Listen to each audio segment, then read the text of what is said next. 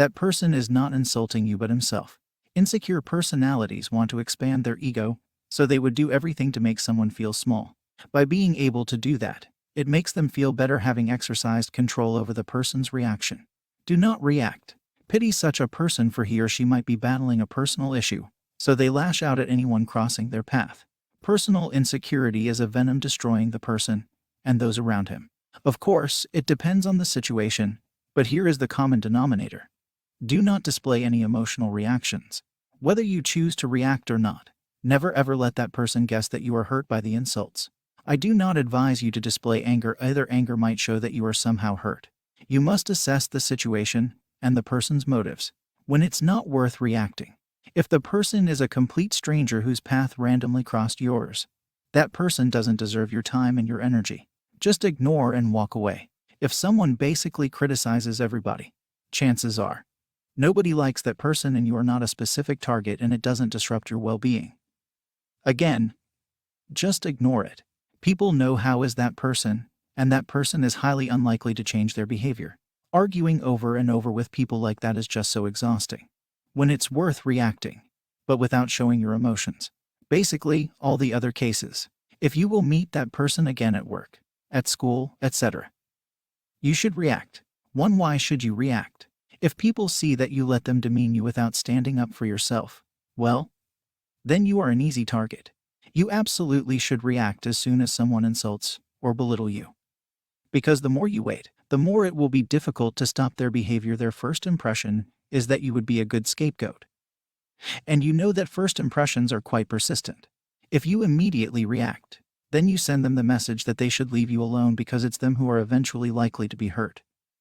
And remember, most people like that are just cowards.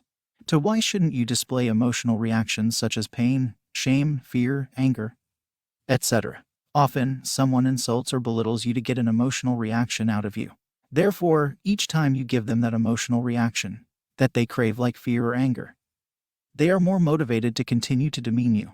It's important not to show your emotion even the first times because they will know that they are able to get an emotional reaction out of you. So even though then you don't display any emotion anymore, they might remain quite stubborn. Showing your emotions is showing your weaknesses, fears, and insecurities.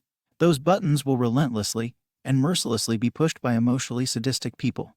If a smear campaign is started against you, your emotional reaction would be used against you.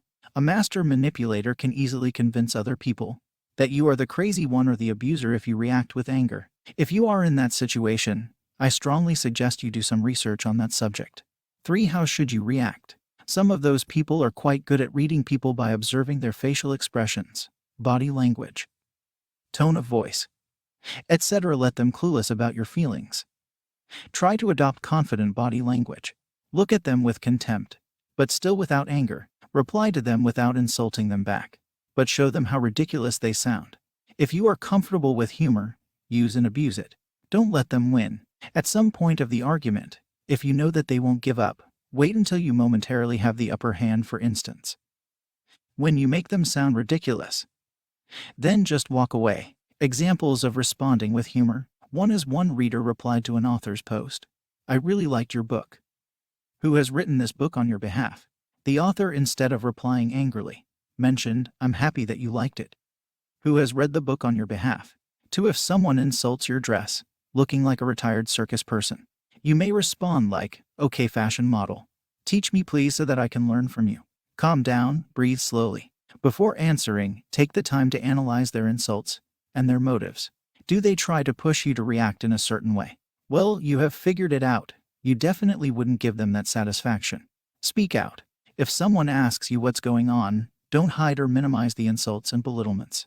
If it goes too far, don't hesitate to involve the right people for emotional support, and the ones who might be able to put an end to the harassment.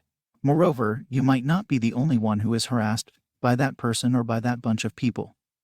If you can find them, there is strength in numbers. Nevertheless, it might be necessary in some cases to raise your voice. Typically, if the person tirelessly insults and demeans you, despite the application of the above advice, if the previous strategies don't work, it's time to try something else, like raising your voice.